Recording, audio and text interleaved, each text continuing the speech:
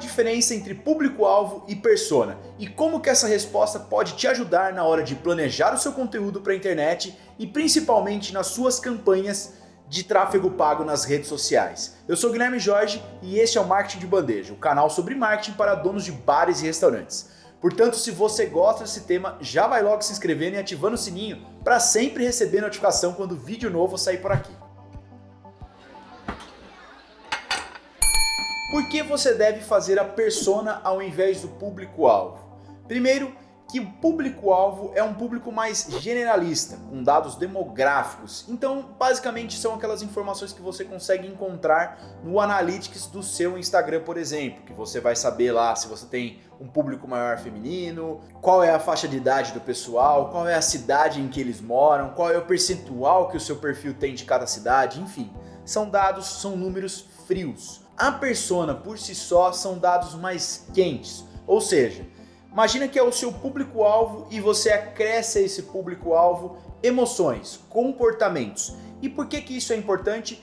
Principalmente na hora de você formatar as suas personas, em você pensar se aquela persona, aquele ser fictício, com algumas emoções que você criou, se a hora que você faz o seu conteúdo sempre pensar, será que eu estou agregando algo na vida da minha persona? Será que a minha persona vai engajar com esse conteúdo? Será que ela vai gostar do que eu estou produzindo? Então, isso faz muita diferença na hora de você colocar ali, escolher as melhores palavras, as melhores fotos e a forma como você trabalhará todo o seu posicionamento nas redes sociais. Mas, sem delongas, eu quero mostrar para vocês aqui 9 perguntas para você fazer uma reflexão, para você encontrar algumas respostas baseadas hoje no que você tem do seu público-alvo, para que a partir de então você crie esse ser fictício e dê até nomes para ele mesmo. Então vamos lá para essas perguntas. A primeira pergunta é para você pensar sobre o que a sua persona, o seu cliente ideal,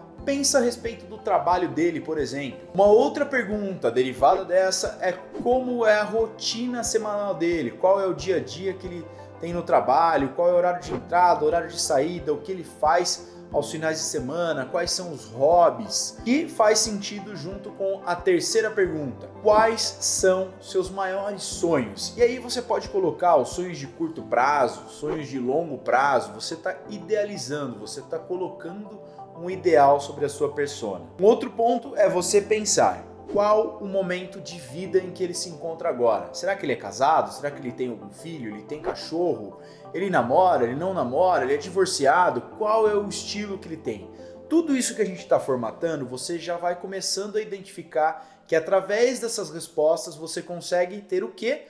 Dores. E se tem dores, são problemas que você e o seu negócio podem ajudar a solucionar. E isso conversa com a nossa quinta pergunta, que é quais são suas maiores dores? O que ele mais sente dificuldade? E já fazendo uma pontinha em como que você pode ajudar a solucionar essas dores que ele tem. O sexto é para você pensar o que ele faz no tempo livre, então são os hobbies. O sétimo é uma idade, então saber exatamente, não ter aquela ideia mais público-alvo, que você coloca uma faixa de idade, mas sim ser mais assertivo. Então, o João e ele tem 27 anos. Outro ponto é você colocar o sexo, se ele é um homem, se ele é uma mulher. E por último, você dá um nome para essa persona.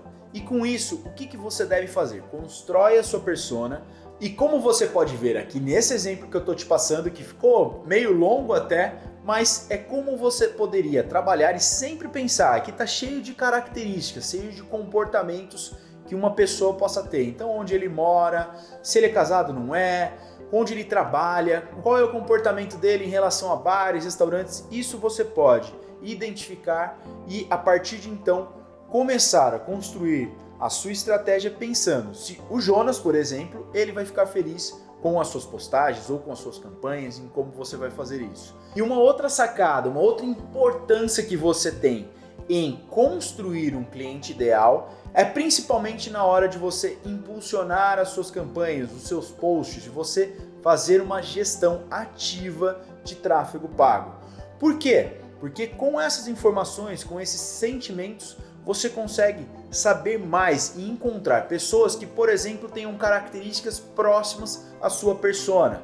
E a partir de então, você consegue saber exatamente aquele tipo de conteúdo, aquele tipo de comportamento através desses dados que principalmente ferramentas como o Facebook, através do gerenciador de anúncio, eles conseguem oferecer para que assim você tenha muito mais acuracidade, precisão em acertar quem é realmente o público que você quer acertar para que veja aquela sua propaganda, veja aquele seu prato delicioso ou que em algum momento frequente o seu estabelecimento. Mas eu faço um ponto aqui para você.